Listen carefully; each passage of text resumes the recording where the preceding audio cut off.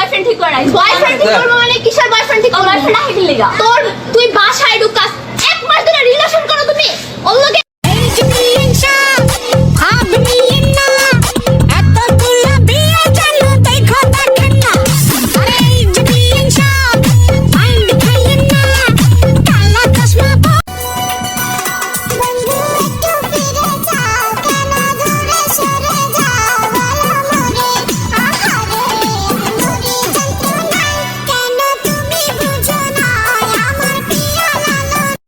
নিজে চিট করে আবার নিজেই কান্না করো।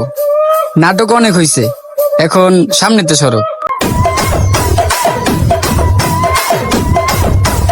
বিয়ে তো দূরে থাক, প্রেম না করেও ভাবি ডাক শুনি।